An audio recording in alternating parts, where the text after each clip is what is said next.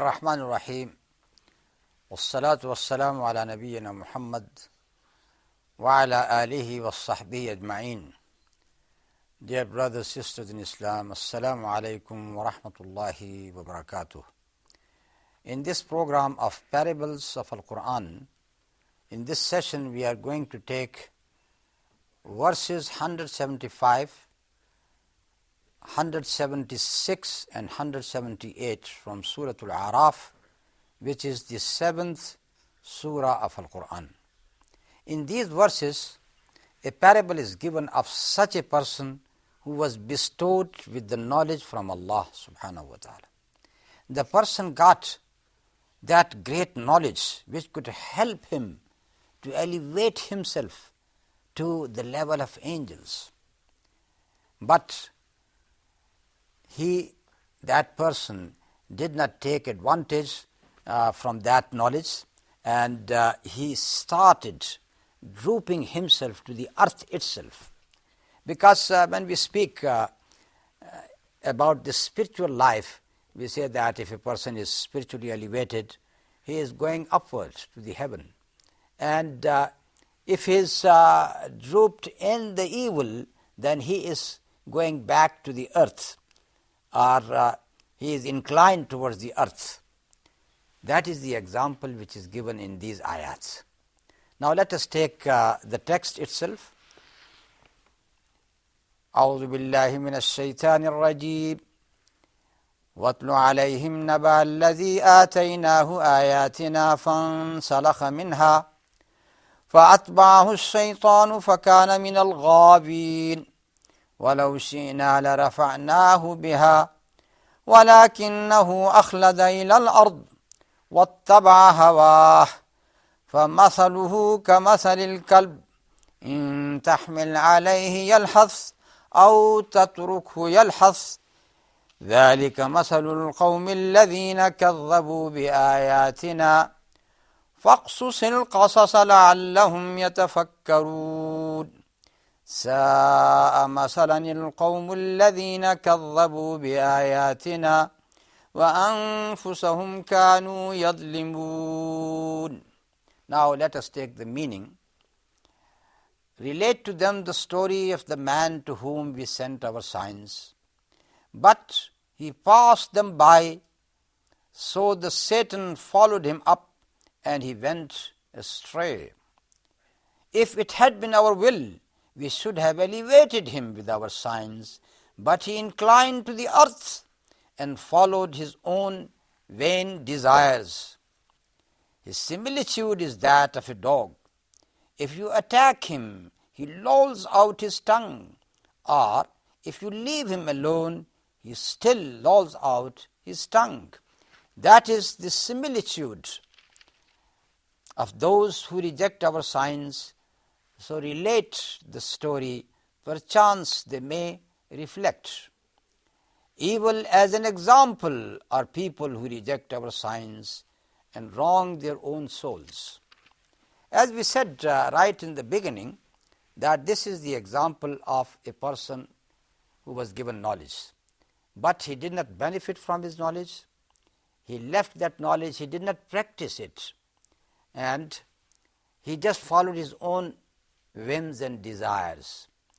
The example of that person is that of a dog. What is the example in the dog itself? That especially in a hot weather, you will see the dog, his tongue coming out of his mouth, which is always the case. What Allah subhanahu wa ta'ala is telling us, that whether you hit the dog or you don't hit the dog, in both ways, in both situations, his tongue is always out of his mouth. There is no difference whether he is attacked or he is not attacked, whether he is hit or he is not hit. In the very same way is the example of such a person who is given the knowledge. So when he does not practice that knowledge which is given to him, it means that whether he was given the knowledge or not given the knowledge, his situation is not going to change. What is the benefit of this knowledge for that man when he does not put that knowledge into practice? he becomes like a dog. And that is the worst example which a man can think, as our Prophet ﷺ also said about a person who gives a gift to someone, and then he takes back that gift from him. The Prophet ﷺ has said, "Al-a'id fi hibatihi kal-kalbi ya'udu fi qay'ihi." The person who takes back his gift is just like a dog who vomits and then he starts licking that vomit once again. So the example of the dog is a very evil example here. A person who is given the knowledge, then he does not benefit from that knowledge. Now, those our mufassirin who have given many explanations of Al-Quran, they say that these ayat are speaking about a certain person. Yes, sometime you can say, yes, this story was narrated about a specific case. But that is not what is the attitude of Al-Quran. It gives a picture which can fit anywhere. Any person who got the same picture which is given here fits in this parable. Any person who was bestowed with the knowledge of Allah subhanahu wa ta'ala, then he left that knowledge, he did not practice it, he got that picture written in Al-Quran. Now let us take what our Mufassirin have said. They say that this is the case of a scholar, a knowledgeable person in Israelites, in Bani Israel. And they also give a name as well, Bal'am bin Ba'ura. And I am just mentioning it because it has been mentioned by Ibn Kathir and before him by Ibn Jarir, for example. I don't mean that this was the only specific case for which this picture is drawn. No, that is just an example. It is said that this person was very knowledgeable person, and the story is given that his wife said to him, and she got a child from him, and she said to him, because your prayers are always answered by Allah subhanahu wa ta'ala. He was mustajabud da'awat. You know mustajabud da'awat, the person whenever he supplicates to Allah, he asks anything from Allah subhanahu wa ta'ala, he is given. That is mustajabud da'awat. So this person, Bal'am, was known to be a mustajabud da'awat person. His wife said to him, all right, make a prayer for me so that I become the most prettiest woman in our people. He made that dua, and she was turned into the most prettiest woman. Now when she found herself so pretty, she got no inclination left towards this person, towards her husband. And she did not like him. So the person became very angry. He made another dua, turned this woman into a bitch. And his dua was answered, and she was turned into a bitch. And when she was turned into that animal, the family of the woman came and they pressed upon that person that please pray and let her come back to her original situation. So he prayed the third one. Actually, he got only 3 prayers, and he was given that promise that he got 3 prayers to be answered by Allah subhanahu wa ta'ala. So he prayed to Allah, return this woman to her original face and position. So she came back to her original